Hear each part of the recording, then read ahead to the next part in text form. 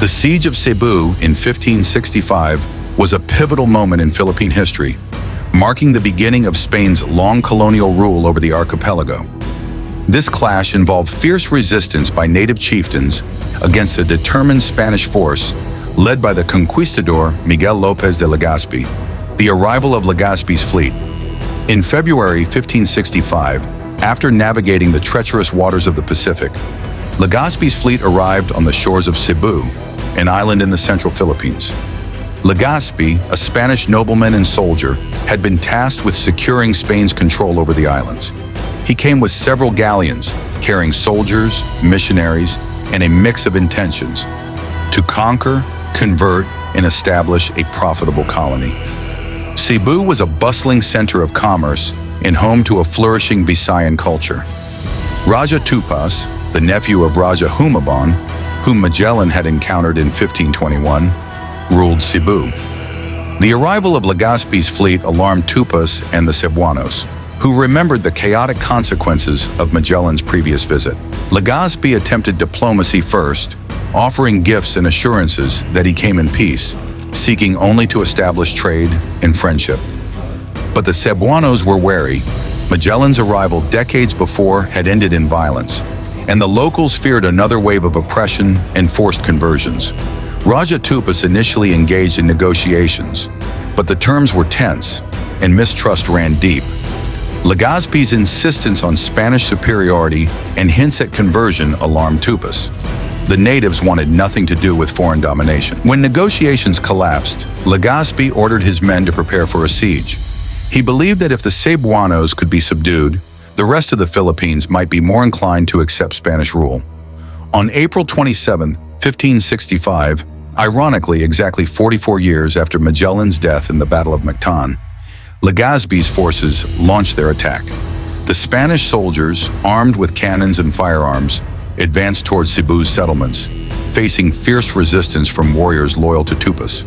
Despite the Cebuanos' valor and resourcefulness, their weapons were no match for the Spanish artillery. The sight and sound of Spanish cannons echoing through the dense vegetation and rolling hills struck fear into the hearts of the native warriors. Their spears, bows, and shields were outmatched by the Spanish muskets and cannon fire, which tore through defenses and forced Tupas' men to retreat deeper inland. The burning of Cebu, Legazpi's forces, relentless in their push for dominance, soon breached the Cebuano defenses. Villages were set ablaze, and people scattered. Within hours, much of Cebu was burning. This display of force was not just a tactic to conquer Cebu, but a message to other islands. Resistance would be met with fire and fury. In the chaos, Legazpi's men discovered a small statue in a burned-out hut. It was the Santo Niño, a statue of the child Jesus, believed to be left behind by Magellan's expedition decades earlier. The Santo Niño would later become an iconic symbol of Cebu in Filipino Catholicism. Cebu's submission with the town in ruins and his people scattered, Raja Tupas had little choice but to concede. He agreed to negotiate and eventually pledged fealty to the Spanish crown, accepting Spanish rule over Cebu. In exchange, Legazpi promised to rebuild the settlement and protect the Cebuano people. To formalize this alliance, Tupas and Legazpi signed a peace treaty. The chieftain was baptized as a Christian, marking the beginning of a new era.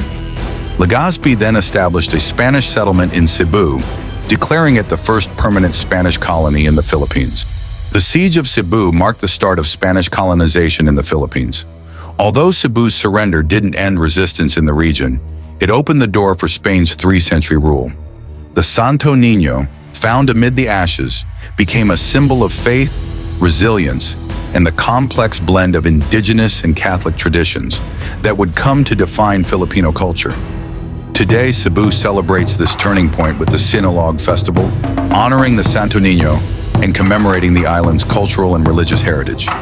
The story of the Siege of Cebu endures, a reminder of the fierce spirit of the Cebuanos and the dawn of a new and often tumultuous era in Philippine history.